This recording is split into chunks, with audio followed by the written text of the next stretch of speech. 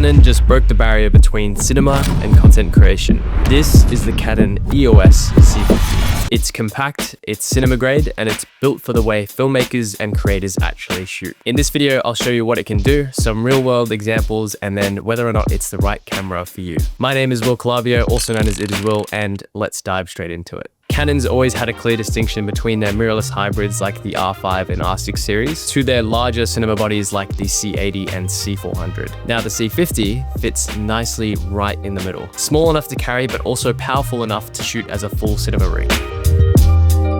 The body itself is fairly compact, marginally smaller than the C80 or C400, but slightly thicker than the R5 Mark II. One thing I didn't expect was that it was surprisingly light at 670 grams, which is now officially Canon's smallest and lightest cinema camera. I also gotta say it felt really nice in the hand, rugged but purposeful, especially with all the available buttons that you can customize to whatever function you like. You've also got a built-in fan, no viewfinder, an included XLR handle that also makes it great for rigging, smart port layout, and of course the staple flip screen. As a video creator myself, I could see this being used just standalone as a run and gun shooting setup, or with the included top handle or a third party cage where you can put the monitor, a V-mount battery, and also maybe a microphone. You can see in this example here, my friend Moses was able to rig it with a V-mount battery and a monitor just with a top handle. Because of the C50's lightweight, you could also easily fit this onto a gimbal, which is super handy. And another neat thing that I noticed was the dual menu system when you're switching from photo to video or vice versa, where you see the typical mirrorless menu in the photo mode, and then when you switch to video, you get the same menu system as the higher end cinema cameras like the C80 or C400, which my favorite feature from that would be the shutter angle mode.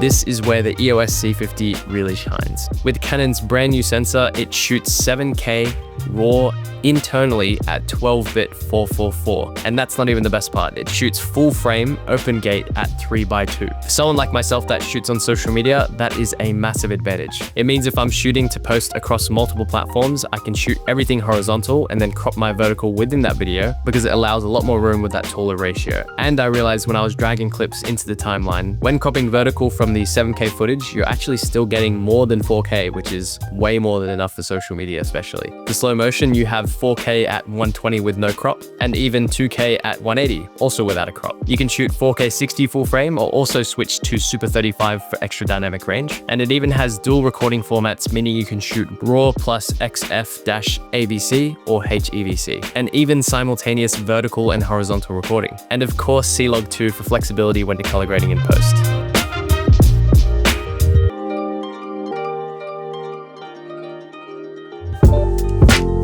Another standout feature for the C50 is the dual base ISO system set at 800 and 6400. Super handy. This means extra flexibility when exposing in different lighting scenarios, especially the 6400 range for low light scenes. Definitely one of my favorite features for shooting clean shots at night, which I think most people using this camera will definitely appreciate too.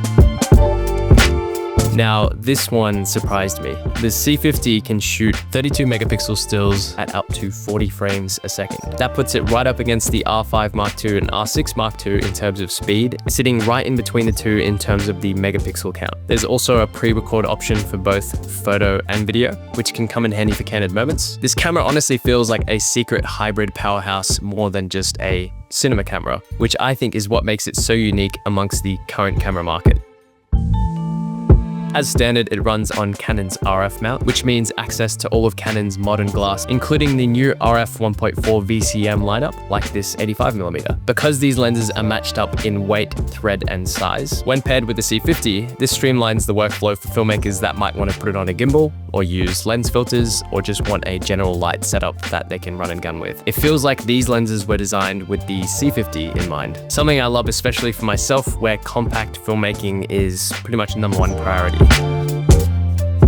Alright, so who should actually buy the EOS C50? I'm going to separate this into 3 different scenarios. Solo filmmakers who need an A camera with flexibility to build up into a larger rig, hybrid creators, who bounce between photo and video on the go for social media and for client work, or small production teams who need a B camera to pair with their C80s or C400s. In general, if you shoot primarily video and you want a compact setup that has no drawbacks to cinema capabilities, then this is an amazing fit. Priced at $5,899, this camera positions itself to be the most logical upgrade for people shooting on mirrorless setups like the R series who want to focus more on filmmaking. For me, this feels like the camera that sets the tone for Canon's future, being a compact statement piece in their current cinema lineup. What do you guys think? Would you use the C50 in your projects? And if so, what would you shoot first? Let me know down in the comments and enjoy.